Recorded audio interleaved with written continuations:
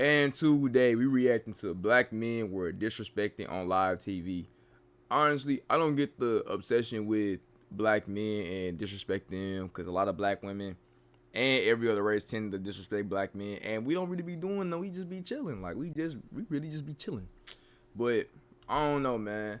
Antonio be really speaking facts. So let's see what he's talking about. So we are almost 3 months into this new year of 2026, and a lot has already transpired. Yesterday was the 79th anniversary of the British Academy Film Awards. At this ceremony, two black actors, they spoke. Delroy Lindo and Michael B. Jordan from Y'all don't know about Michael B. Jordan. That's the GOAT. I ain't gonna lie.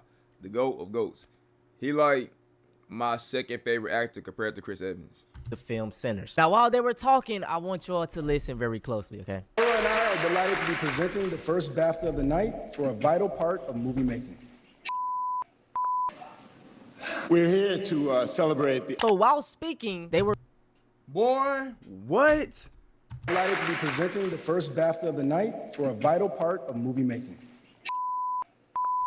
Bro, what be the hate? Like, what be the hate? And then crazy part about it, you be ready to put hands on them. They, nah, stand on it. You said what you said, stand on it. You gonna say that? All right, cool. Now take this ass whooping, stand on it. We're here to celebrate the... So while speaking, they were called N-word, B-word. On Black History Month, two black actors. Now here's the kicker, y'all. The person who said it, he has a disability. He got Tourette's syndrome. The man who called Michael B. Jordan the N-word today said this. Oops, my bad. My bad. In my text, I'll shout the N-word, you know. That can get you in trouble. People misunderstand that and they see it as being racist. And that's one thing I ain't racist. Okay, because he has Tourette's, right? Y'all let me know. Is he still wrong? I'm indifferent on it. I'm not gonna lie, cause I know with Tourette's you cannot stop what to say. You can't stop yourself. It's like involuntary. You're going to say it, you know.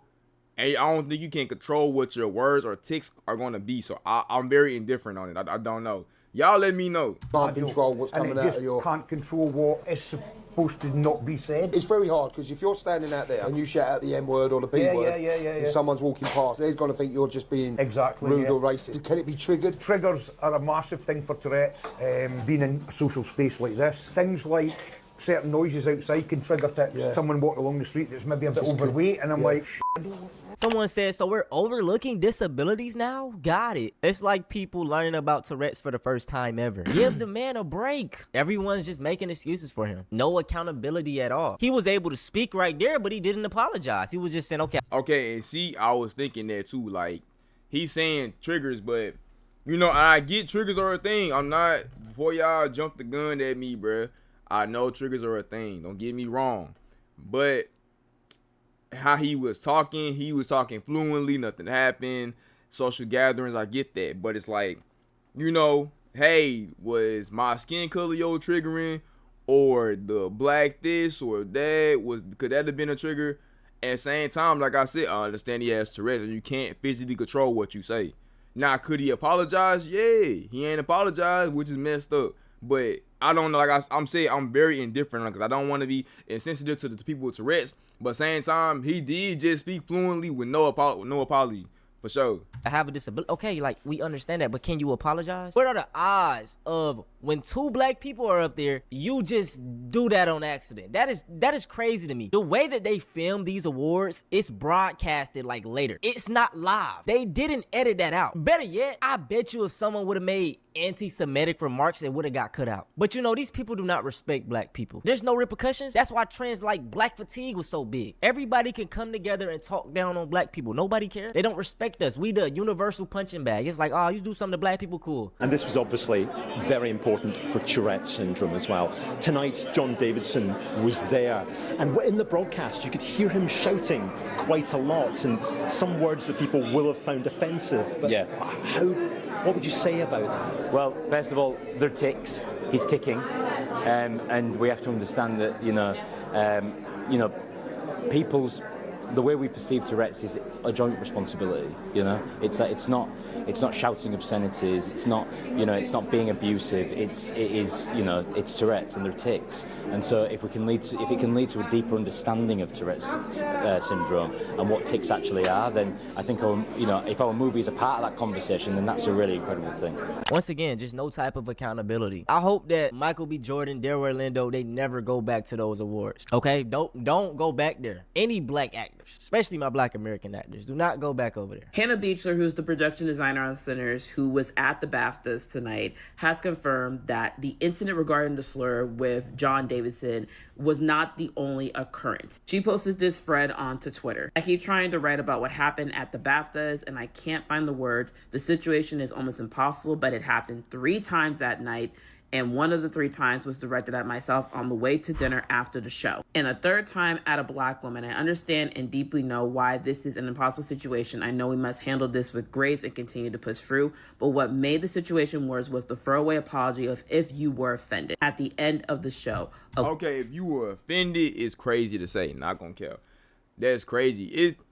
It's such a touchy subject because yes, it's Tourette's, but how this is playing out, it's like his trigger is like us, basically. You know what I'm saying? Or even with all that being said, like Antonio said, there's no accountability being given or taken. Like, yeah, it's Tourette's, you know, yeah, this is a strong one for Tourette's and all, but it's like, you know, like he said, if it was any anti-Semitic movement shown, it would have got edited out fast. Versus us, it's like we gotta take it on the chin and just keep going with it, you know?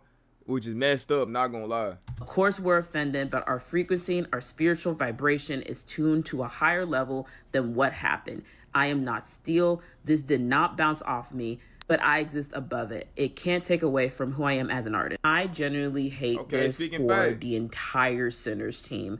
The fact that they were subjected to this on and off camera. Y'all gonna be mad at me? I ain't seen Sinners. I know, man. I know. I just never seen it. Like, I ain't gonna lie. I just always forgot to get up and go to theaters and see it. But I will watch it this week. Mark my words. I will. I swear. It's just abhorrent, and the BAFTAs need to post a public apology, as well as John Davidson, because you have half of the internet and damn near the whole country of Europe, because you have half the internet and damn near the whole UK calling black people ableist for not being okay with racism. The fact that this happened multiple times to the black people of this film is not okay, and I don't want to hear any excuses. It's just crazy though. I really believe that the power of hate is very strong. I hear countless stories of, you know, black caretakers, and they're watching over these white elderly patients. They're like 80, 90 years old with bad dementia, can't remember their kids, their husbands, their wives, all types of things, right? But you know what they do remember? Their hatred for black people. I'm a travel CNA, so I go to different facilities and work. And I remember I was working at one facility, right? And I was helping out this lady, and afterwards I went back to the nurse's station to chill, and maybe like 15, 20 minutes later, she had came out of her room, came up to the nurse's station, and was showing off some drawings she drew on her arm to the nurse. And I had peeped over. Y'all, tell me why this lady had swastikas, KKK, and love written all up and down her arm. Miss Man, why? Boy. Had I known that's how you really felt, probably would have left that shit in your diaper all night. You can't tell me racism isn't that deep, because why, when they start losing all their memories, they remember that they hate black people? Yeah, I worked at a nursing home at a dementia unit. I had a few racist incidents, but these are the 2 that really stuck with me. I was feeding this old lady at the table, and she was singing a nursery rhyme or whatever, and then she looked over at me and said, "Catch a nigger by the toe." I said, "What you say?" She said, huh? Or whatever, and then she looked over at me and said, "Catch a nigger by the toe." I said, "What you say?" She said, you know, went back to her dementia state or whatever. But I said, y'all remember that y'all racist, but y'all can't remember y'all damn daughter name. Y'all can't remember how to do basic functions, but y'all remember racism. That shit is way too deep for me. That's how it's giving a curse. It's giving curse to me. Like, it's giving a curse that was placed, Obsessed. right? And I don't really want to get that much power to it, but this is just my theory. And this other lady, she was like, "Yeah, I used to play with colored people all the time when I was younger, blah, blah, blah." I said, "Yeah, we really don't say colored anymore. We just say black people." She said, "Oh, I used to play with black people all the time." So, you know, I feel like they have a little inkling sometimes. They like come back or whatever. But she was saying colored people. She remembers black people from her childhood because that's what they really revert back to, and then they come back out of it sometimes and remember their kids, their moms, their dads, or whatever. But I'm saying, like, that shit is so spiritual to me. Like, these people are really out here to get our goddamn energy. You can't tell me no goddamn different, bro. But we gonna end this video off right here, and I just want to say this to everybody watching. I will continue to talk about racism. I will always continue to buck against white supremacy, and none of you niggas will ever make me feel bad for doing it. I'm telling you, boy, stand up what you believe in, bruh. Always. If I can get the amount of people in my comments that tell me, oh, bro, you're race obsessed. Oh, all you do is talk about racism. All you talk about is black and white. I always will. Everything is rooted in race. White folks made up the concept of race. And in 2026, bro, especially like younger black people, Gen Z, it's too many of these niggas that's just buck broken, in my opinion. They be letting their white friends say the N-word. They don't say shit against racism, bro. I'm trying to break that. Reason I started these channels is because of all of the anti-blackness I was seeing online. And in response to that, I was searching for other black people that talked out against it, and I didn't find that many. The ones that I did find, shit, they weren't that big. So now I have a platform, and now I'm gonna always do it. And I hopefully can inspire other black people to talk out about it. The disrespect of black people, black Americans, anything black is just global and worldwide. We have to stop allowing the disrespect. Stop spending money with these folks. Stop kicking it with these folks. Stop letting them think you one of the good ones. But yeah, man, let me chill out before I get angry. I feel them on that. I ain't gonna lie.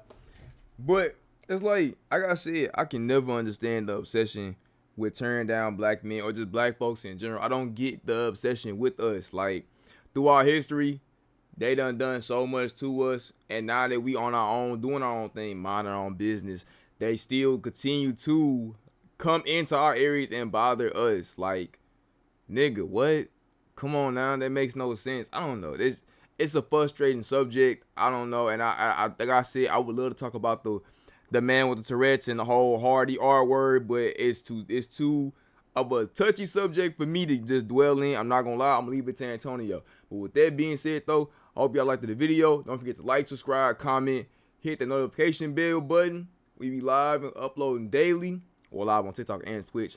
And for that, go to the description below, join the Discord, follow the Twitch and the TikTok. With that being said, don't forget to spread love.